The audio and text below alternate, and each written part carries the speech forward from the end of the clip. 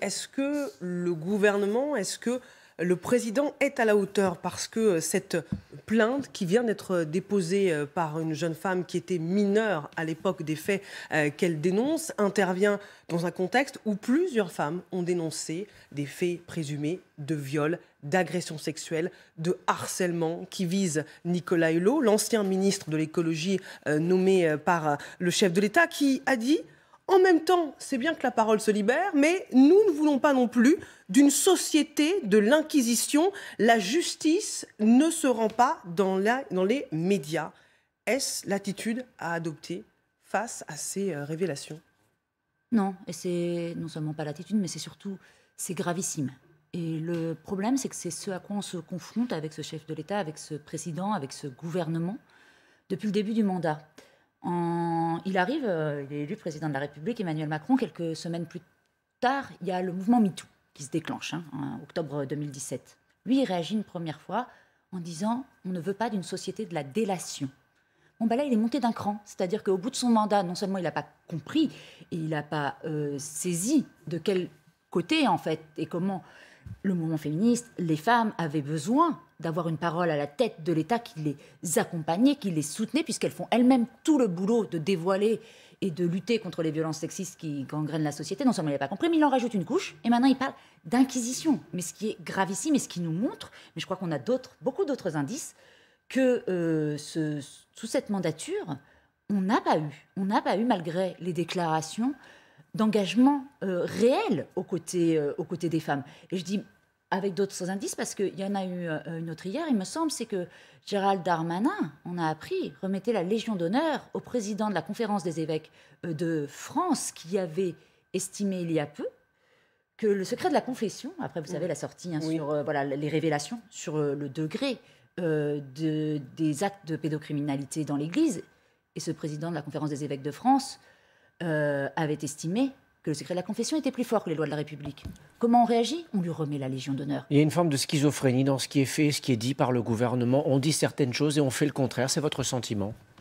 Il y a une forme de scandale absolu, qui est un scandale d'État, qui est mais vraiment, quand je pèse mes mots quand je dis que c'est gravissime, parce qu'on a un État qui, de fait, se montre complice, en fait. L'État est complice. Agresseurs. Complice de qui? Des agresseurs? Mais bien entendu, c'est-à-dire... Et pourquoi je dis ça? Ça peut paraître comme ça une formule. Parce que les personnes... Parce que vous allez très loin. Quand on est complice d'une agression... On est responsable devant la justice, voilà. Déjà en France. Alors, je ne le dis pas d'un point de vue judiciaire. Ce que je veux dire, c'est que... Moi, je ne suis pas justement dans les questions judiciaires. C'est qu'on le sait...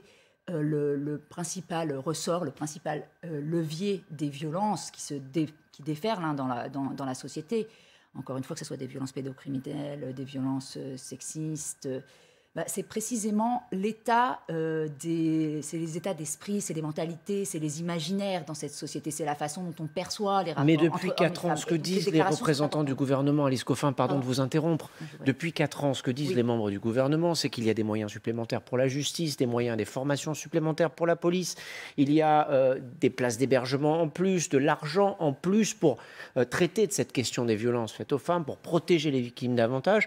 Vous estimez clairement que c'est insuffisant, mais l'État ne fait pas rien en la matière. Non, mais je ne mets pas les choses sur le même rapport. Par ailleurs, mais quand vous dites que l'État est complice des agresseurs, c'est très fort. Non, mais oui, bien sûr, mais c'est qu'il y ait eu des moyens, je pense par ailleurs, qui sont notoirement insuffisants, c'est une chose. Mais qu'il y ait eu des moyens, qu'il y ait eu une volonté, qu'il y ait eu de l'agitation autour de ça, qu'il y ait eu même parfois plus que dans d'autres gouvernements, très bien, c'est pas ça, mais ça n'enlève rien au fait que, et ça n'aggrave pas ni ça, mais ça n'enlève rien au fait que les déclarations du président de la République, son choix de maintenir quelqu'un comme Gérald Darmanin au ministère de l'Intérieur, le fait qu'il ait hébergé dans son gouvernement Nicolas Hulot, après les révélations d'Hebdo en 2018, en fait un chef d'État sur lequel ni le mouvement féministe, ni les femmes, ni les Françaises ne peuvent compter dans ce pays, et un chef d'État qui se place de facto du côté des agresseurs parce qu'il contribue à maintenir dans cette société l'idée que protester contre les violences sexuelles, agir, c'est faire de l'inquisition. Il faut bien mesurer les mots. Il y a une tribune d'ailleurs qui le dit. Eh bien, évoquons-la, cette tribune qui fait écho à ce que vous dites. La colère de celles qui se disent victimes de Nicolas Hulot et de PPDA, dans une tribune publiée dans le journal Le Monde, elles s'en prennent à Emmanuel Macron suite à ses propos sur l'affaire Hulot, et elles disent: victimes de Nicolas Hulot et de PPDA, nous ne sommes pas les bourreaux. 14 femmes répondent à Emmanuel Macron sur l'inquisition. La question extrêmement délicate qui se pose dans notre société aujourd'hui, Élise Coffin, c'est comment à la fois écouter réellement la parole de ces femmes qui ont souffert et qui ont le courage de parler, et de respecter la présomption d'innocence. Mais est-ce que c'est possible de faire les deux en même temps? Absolument. Ça n'a pas à voir. C'est-à-dire que la notion de la présomption d'innocence, qui est évidemment au fondement d'un État démocratique et d'un système judiciaire, elle n'a en rien remise en cause par ce qui se passe actuellement. La justice n'est pas la seule institution dans la société qui peut délivrer des sanctions. Si vous êtes dans une entreprise et que vous avez une dénonciation et que vous avez des révélations sur des actes commis, notamment d'agression sexuelle, mais ça peut être autre chose. La direction des ressources humaines est tout à fait habilitée à prendre des sanctions, à renvoyer la personne, et on ne dit pas: attendez, on va attendre que la justice ait tranché, on ne fait rien pour l'instant, vous pouvez rester. Ça ne se passe pas comme ça, en tout cas ça ne devrait pas se passer comme ça. Il y a d'autres instances dans la société qui ont le droit, qui ont l'autorisation, voire qui ont l'obligation. Mais c'est intéressant le point que vous soulevez. À partir de quand on estime qu'un homme ou une femme, bon, c'est comme principalement des hommes, doivent être sanctionnés quand les accusations ne sont qu'au stade de la parole et qu'il n'y a pas d'enquête? Non, et encore moins de condamnation. Non, mais il n'y a pas... Les enquêtes, quand on parle d'enquête, on peut parler d'enquête judiciaire, ça c'est une chose. On peut parler d'enquête journalistique, ça c'est important. Je crois que par exemple, dans les cas que vous citez, un bon indice, c'est que lorsqu'il y a des enquêtes journalistiques, il me semble qu'il faut les écouter et les prendre en compte. Par exemple, quand on a une enquête journalistique poussée, comme l'a fait Mediapart sur Éric Zemmour, avec la parole de plusieurs femmes qui dénoncent des agressions sexuelles dont elles disent avoir été la cible, eh ben on le prend en compte et pour moi, on les croit, bien entendu, et on croit cette enquête-là journalistique, et on va demander des comptes à Éric Zemmour sur le sujet quand on l'interroge. C'est la même chose quand on a des enquêtes sur Luc Besson, ça aurait dû être la même chose quand on a eu une enquête sur Nicolas Hulot.